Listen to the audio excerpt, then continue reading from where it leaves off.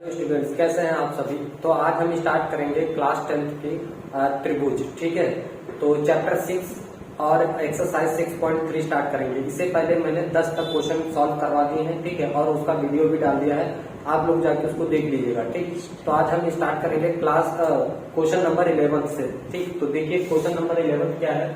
कह रहा है AB इक्वल टू AC वाले एक समद्विबाहु त्रिभुज ABC की बढ़ाई गई भुजा CB पर स्थित E एक क्या है बिंदु है। यदि AD परपेंडिकुलर है यानी लंब है BC पर और EF लंब है AC पर, तो सिद्ध कीजिए कि ABD सिमिलर होगा ट्राइंगल ECF के। ठीक है, ये E है, ट्राइंगल लिखा हुआ ECF।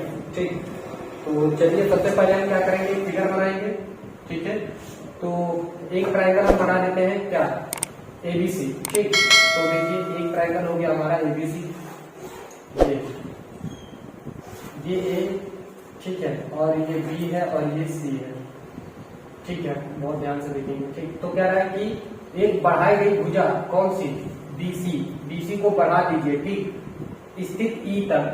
ठीक है, हम बढ़ा दे रहे हैं एक BC भुजा को आगे ऐसे बढ़ा दे रहे हैं। ठीक, तो इसको हम पहले बाद में लिख देंगे ऐसे नीचे।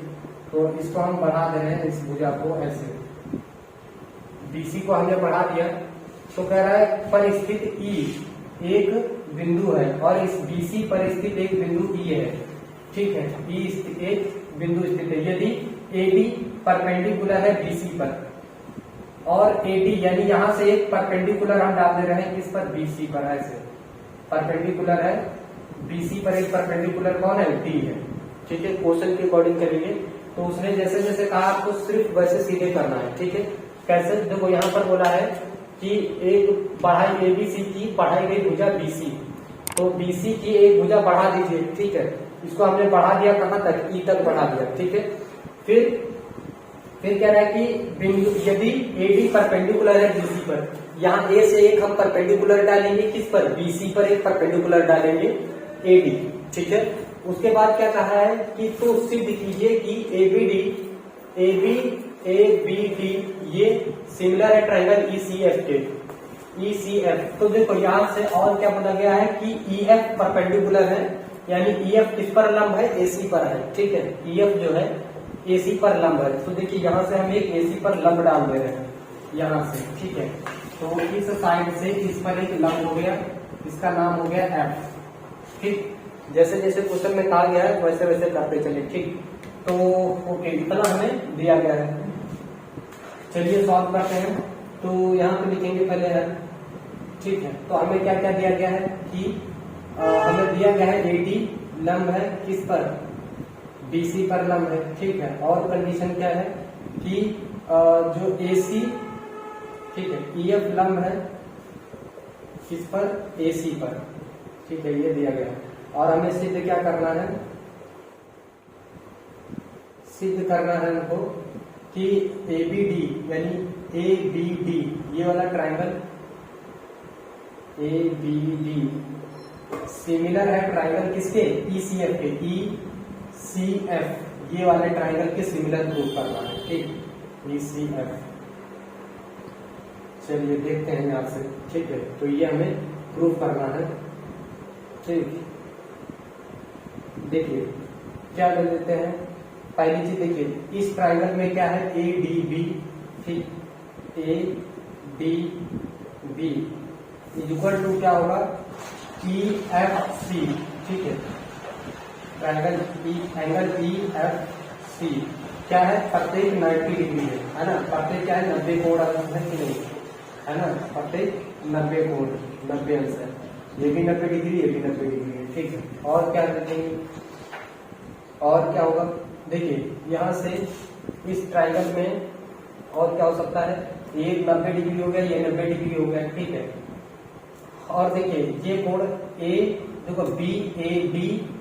ठीक है, क्या देंगे BAD। अब देखो ये वाली साइड दोनों क्या है, बराबर है, AB AC के बराबर है, ये जो है AC के बराबर है। देखो AB जो है इसके बराबर है AC के। ठीक है, ये हमें दिया गया है। ठीक, यहाँ पे लिख लीजिए दिया है।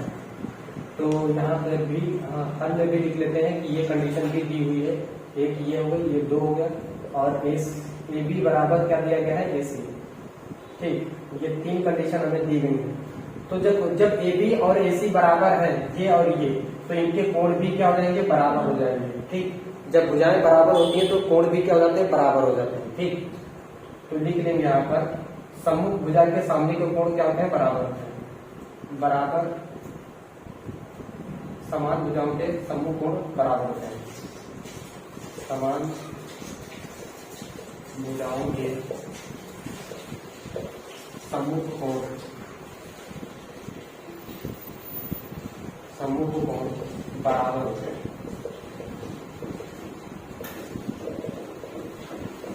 ठीक है, तो ये कोण इस देखो ए बी डी में हमें कौन सा कोण मिल जाएगा, कोण बी, और ई सी एफ में कौन मिल जाएगा, सी। तो लिख लेंगे क्या, ए बी डी बराबर होगा किसके, ई सी एफ के। ई सी एफ कैसे, ये तो हम इससे कह सकते हैं ना कि जब दोनों भुजाएं बराबर है तो कोण भी बराबर होंगे। ठीक है, ओके। तो यहाँ से हमें दो कोण मिल जाते हैं। तो लिखेंगे त्रिभुज कौन सा, देखो कौन सा कोण बराबर है, ए डी बी। देखो यहाँ से डी से स्टार्ट करेंगे, एंगल डी, और इसमें कौन सा है, एंगल 90 डिग्री एफ। तो यहाँ पर लिखिए एफ। ठीक, बी, इसमें बी है, और इसमें कौन सा कोण बराबर है, इसके सी के। तो यहाँ से लिखिए, और क्या बच गया इसमें, ए। तो यहाँ पर ए लिखिए, और यहाँ पे लिखेंगे एफ, वो ई। ठीक है, और ये सिंगुलर। आप इसको दोबारा रीराइट भी कर सकते हैं, तो दोबारा रीराइट कर लीजिए इसके अकॉर्डिंग। ए बी डी लिखिए यहाँ पे, त्रिभुज ए बी डी आप ऐसे ही लिख लीजिए डायरेक्ट। ठीक, अब देखिए ए का संगत कोण कौन है, ए का संगत कोण है ई। तो यहाँ पर लिखिए ई। फिर बी का संगत कोण कौन है, सी। तो यहाँ से लिखिए, डी का संगत कोण एफ है, तो यहाँ पर एफ लिखिए, ये सिंगुलर। ठीक है, तो यही तो हमें प्रूव करना था, ईसीएफ। और यहाँ पर हमने एंगल समरूपता लगाई। समझ में आया आप लोगों को? ठीक है, तो ठीक है, आप लोग इसको नोट कर लीजिए, फिर करते हैं नेक्स्ट क्वेश्चन। ठीक है, तो देखिए क्वेश्चन 12 क्या है, कह रहा है एक त्रिभुज एबीसी की भुजाएं एबी और बीसी। त्रिभुज एबीसी की भुजाएं, देखो यहाँ पे क्या सी। ठीक, कह रहा है कि त्रिभुज एबीसी की भुजाएं एबी ये और बीसी ये साइड तथा माध्यिका एडी एक अन्य त्रिभुज पीक्यूआर की क्रमशः भुजाओं पीक्यू और क्यूआर तथा माध्यिका पीएम के समानुपाती हैं। तो दर्शाइए कि त्रिभुज एबीसी सिमिलर होगा त्रिभुज पीक्यूआर के। ठीक है, तो देखिए हमें दिया क्या है, तो यहाँ पे इस क्वेश्चन के अकॉर्डिंग पढ़ करके क्या दिया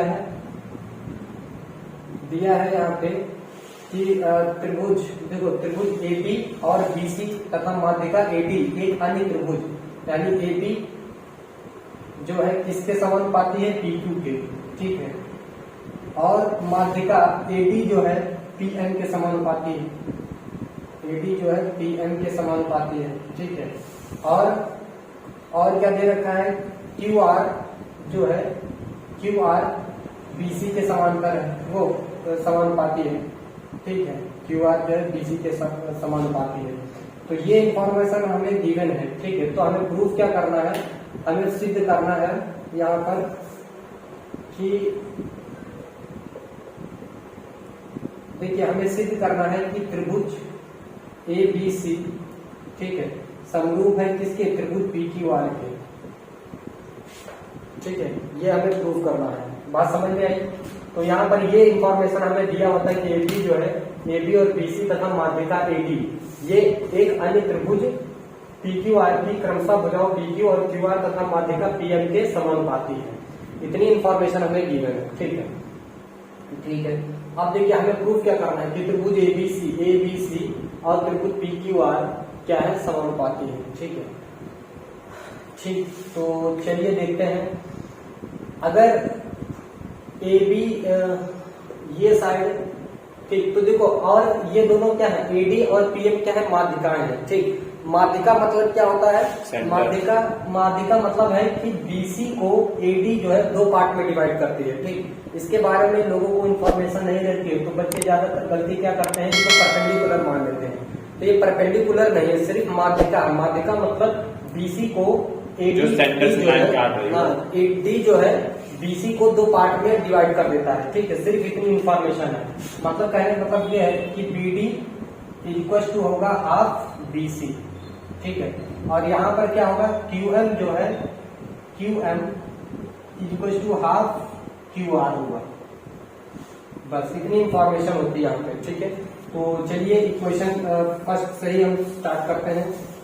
यहाँ से देखिए, उत्पत्ति से हम क्या कर सकते हैं कि भाई A B upon P Q लिखिए ऐसे। ठीक है, और हम इसको लिख ले रहे हैं B C upon Q R, ऐसे लिख ले रहे हैं। ठीक है, बीसी अपॉन क्यू आर। ठीक, तो देखो बीसी यानी यहाँ पर बीसी की जगह हम क्या लिख सकते हैं, हाफ बीसी लिख लेते हैं दोनों को। ठीक, तो लिख लीजिए A B upon P Q. ठीक, यहाँ बीसी की जगह हम क्या कर लेंगे, हाफ बीसी दोनों को लिख लेंगे। मतलब कहने का मतलब या तो ऐसे आप लिख लीजिए 2 बीडी इक्वल टू क्या हो जाएगा, बीसी हो जाएगा, और इधर क्या हो जाएगा 2 क्यू एम इक्वल टू क्या हो जाएगा, ये 2 इधर चलाएगा तो इनटू हो गया। ठीक, इक्वल टू क्यू आर लिख सकते हैं। तो यहाँ पर बीसी की जगह आप क्या लिख सकते हैं, यहाँ पर तो बीसी लिखिए, बीसी की जगह हम यहाँ पर 2 बीडी लिख दे रहे हैं। ठीक, कोई दिक्कत, क्योंकि बीसी के इक्वल क्या है 2 बीडी है, यहाँ क्यू आर के 2 क्यू एम है। ठीक, 2 से 2 कैंसिल कर दीजिए। ठीक है, उसके बाद देखिए यहाँ पर क्या आ गया, A B equal to P Q और B D upon Q M. Clear? ठीक, तो ये बात हो गई। ओके, और देखिए ये दोनों जो त्रिभुज हैं A B upon P Q, A B upon P Q, देखो A B upon P Q और B D upon Q M, यहाँ क्या, और ये एंगल क्या हो जाएगा, दोनों में क्या है, एंगल बी, यहां से देखिए एंगल बी जो है एंगल क्यू के क्या है, समानुपाती है, समानुपाती है। ठीक, तो इस प्रकार हम क्या कर सकते हैं कि ट्राइंगल क्या, कि भाई ट्राइंगल, और यहां से नहीं, ठीक ठीक, इसको अभी बाद में रहने देते हैं। और यहाँ से देखिए हमें क्या इंफॉर्मेशन मिल रही है, बीडी और बीसी, बीसी में बीडी। ठीक है, और एडी अपॉन पीएम, यहाँ क्या है एडी अपॉन पीएम लिख सकते हैं ना भाई, ए बीसी की जगह Q R, BD upon Q M हो गया। तो यहाँ से आप कह सकते हो कि triangle A B D similar to triangle P Q R M, P Q M, किससे, साइड समरूपता से। ठीक है, तो यहाँ पर हमने क्या किया, साइड समरूपता से इसको प्रूफ कर दिया कि ये वाला जो है इसके समरूप है। ठीक है, त्रिभुज के। ठीक है, तो आप लोग पहले यहाँ तक नोट कर लीजिए, फिर और आगे करते हैं। तो देखिए यहाँ पे क्या है, ये जब समरूप हो गए दोनों, तो हम ये कह सकते हैं ना कि एंगल बी जो है किसके इक्वल होगा, एंगल बी जो है एंगल क्यू के इक्वल होगा। ठीक, क्योंकि हमने समरूप प्रूफ कर लिया। क्या है, समरूप कोण है, समरूप समानुपाती है ना, समानुपाती कोण है। ठीक, तो जब ये दोनों समानुपाती हो गए तो हम क्या कर सकते हैं, देखिए ध्यान से, A B upon P Q, ठीक है, equal B C upon Q R. ठीक, और कोण बी जो है कोण इसके समानुपाती है। ठीक, तो यहां से हम क्या सकते हैं, देखो साइड एंगल साइड। ठीक, साइड एंगल साइड हमें मिल गया ना, तो यहां से हम कह सकते हैं कि त्रिभुज A B C similar to त्रिभुज पी क्यू आर, ठीक है, क्या हो जाएगा, साइड एंगल साइड से हमने इसको भी प्रूव कर दिया समरूपता से। ठीक है, साइड एंगल साइड से क्या हो गया, त्रिभुज एबीसी जो है त्रिभुज पी क्यू आर के समरूप हो गया, यही हमें प्रूव करना था। ठीक है, तो चलिए इसको भी आप लोग नोट कर लीजिए। तो चलिए देखिए क्वेश्चन नंबर 13 क्या है कि एक त्रिभुज एबीसी की भुजा बीसी पर एक अन्य बिंदु डी इस प्रकार स्थित है कि एडीसी बराबर है कोण बीएसी के, तो दर्शाइए कि सीए बराबर होगा सीबी इंटू सीडी के। ठीक, तो एक त्रिभुज हम बना लेते हैं एबीसी। ठीक, तो देखिए ये ए, ठीक, ठीक है, और बीसी भुजा पर एक बिंदु डी इस प्रकार स्थित है कि यहाँ पर बीसी पर एक बिंदु डी इस प्रकार स्थित है, कह रहा है कि स्थित है कि एडीसी बराबर है एडीसी ये वाला कोण बराबर है किसके, बीएसी के, बीएसी इसके बराबर है। ठीक है, तो चलिए इतनी इंफॉर्मेशन हमें पता है। ओके, तो हम देखो कोण हमें किसके बारे में पता है, एडीसी के बारे में पता है और एबीसी के बारे में। तो त्रिभुज हम यही ले लेंगे। ठीक, कौन कौन सा त्रिभुज लेंगे, तो दर्शाना क्या है, दर्शाना है कि सी ए बराबर square equal to C B into C D, हमें ये दर्शाना है। ठीक है, तो ध्यान दीजिएगा, एक सेकेंड, है ना, क्या ध्यान देंगे कि त्रिभुज एबीसी में तथा